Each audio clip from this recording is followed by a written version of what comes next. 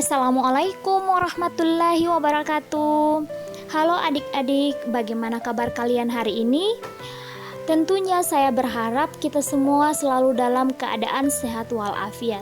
Nah, jumpa kembali bersama saya Siskawati Amrin sebagai pengajar mata pelajaran Pendidikan Pancasila dan Kewarganegaraan untuk kelas 12. Nah, untuk kalian silakan simak dan pahami baik-baik materi dalam video berikut.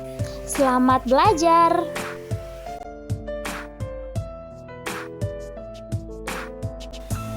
Pada pertemuan kali ini, materi yang akan kita bahas yaitu kasus pelanggaran hak dan pengingkaran kewajiban.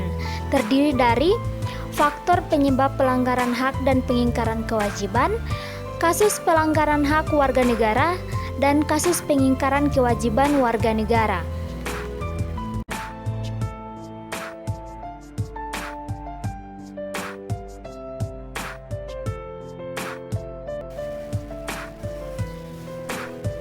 Penyebab pelanggaran hak dan pengingkaran kewajiban. Pelanggaran hak warga negara terjadi ketika warga negara tidak dapat menikmati atau memperoleh haknya sebagaimana yang ditetapkan oleh undang-undang. Pelanggaran hak warga negara merupakan akibat dari adanya kelalaian atau pengingkaran terhadap kewajiban, baik yang dilakukan oleh pemerintah maupun oleh warga negara sendiri. Pelanggaran hak dan pengingkaran kewajiban diantaranya disebabkan oleh dua faktor, yaitu yang pertama faktor internal atau berasal dari dalam. 1. Sikap egois. 2. Rendahnya kesadaran terhadap peraturan. Dan yang terakhir, sikap yang tidak toleran. Kemudian faktor eksternal atau yang berasal dari luar, yaitu yang pertama, ketidaktegasan aparat penegak hukum. 2. Minimnya sosialisasi peraturan dari pemerintah. 3. Penyalahgunaan kekuasaan. 4. Terjadinya krisis moral dan karakter bangsa.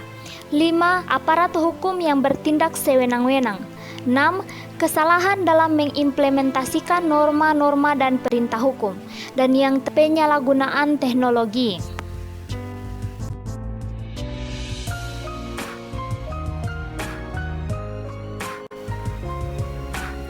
Kasus pelanggaran hak warga negara.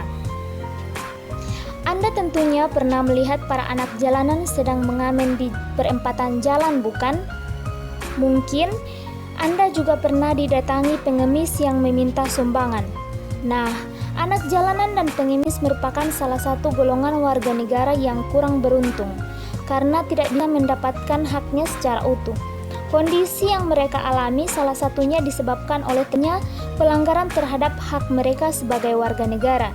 Misalnya, pelanggaran terhadap hak mereka untuk mendapatkan pendidikan, sehingga mereka menjadi putus sekolah dan akibatnya mereka menjadi anak jalanan. Selain kasus tersebut, kasus lain antaranya pendidikan tidak merata, munculnya ketidakadilan hukum, menciptakan kegaduhan di perpustakaan, tidak mendapatkan kesempatan memilih, banyaknya anak di bawah umur yang harus mencari penghasilan, tingginya angka pengangguran, dan yang terakhir pelanggaran hak cipta.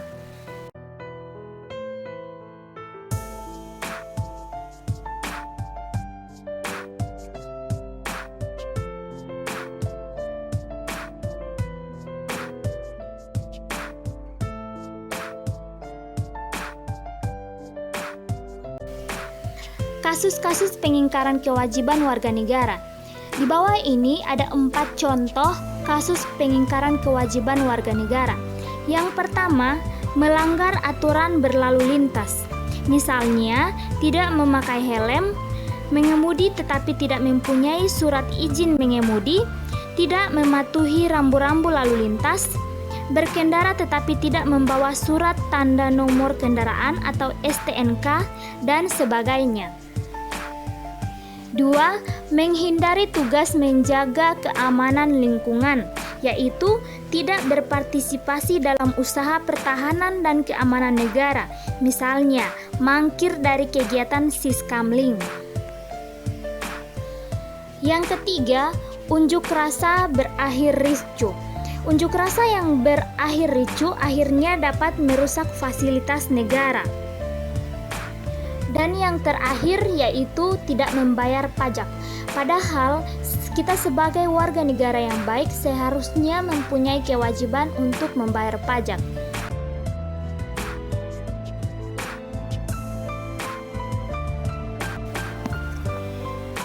D. Penanganan kasus pelanggaran hak dan pengingkaran kewajiban warga negara. Mencegah lebih baik daripada mengobati. Pernyataan itu tentunya sudah sering kalian dengar, bukan? Pernyataan tersebut sangat relevan dalam proses penegakan hak dan kewajiban warga negara. Tindakan terbaik dalam penegakan hak dan kewajiban warga adalah dengan mencegah timbulnya semua faktor penyebab dari pelanggaran hak dan pengingkaran kewajiban warga negara. Nah, berikut ini upaya pencegahan yang dapat dilakukan untuk mengatasi berbagai kasus tersebut. Yang pertama, dimulai dari upaya pemerintah dalam penanganan kasus pelanggaran hak dan pengingkaran kewajiban negara. Yang pertama, menegakkan supremasi hukum dan demokrasi. Pendekatan hukum dan pendekatan ideologis dapat dikemukakan dalam rangka melibatkan partisipasi masyarakat dalam kehidupan berbangsa dan bernegara. Para pejabat penegak hukum harus memenuhi kewajiban dengan memberikan pelayanan yang baik dan adil kepada masyarakat,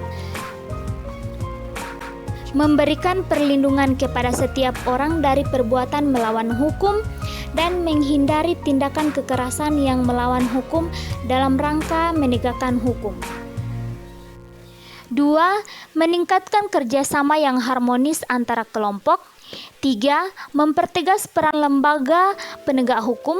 4. Meningkatkan kualitas pelayanan publik. 5. Meningkatkan pengawasan dari masyarakat dan lembaga politik. 6. Meningkatkan prinsip kesadaran berbangsa dan bernegara. Dan yang terakhir, meningkatkan profesionalisme lembaga keamanan dan pertahanan negara.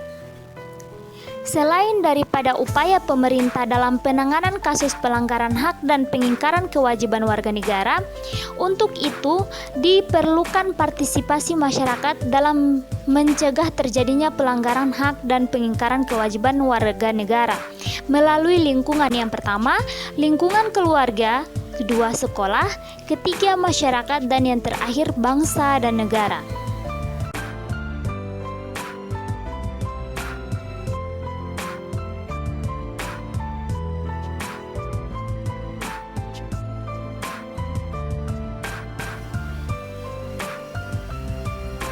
Adik-adik, sampai di sini dulu pertemuan kita pada hari ini ya. Semoga apa yang kita pelajari pada hari ini dapat kita implementasikan dalam kehidupan sehari-hari. Jangan lupa tetap semangat dalam belajar, karena sebentar lagi kalian akan menyelesaikan proses pendidikan di jenjang madrasah aliyah.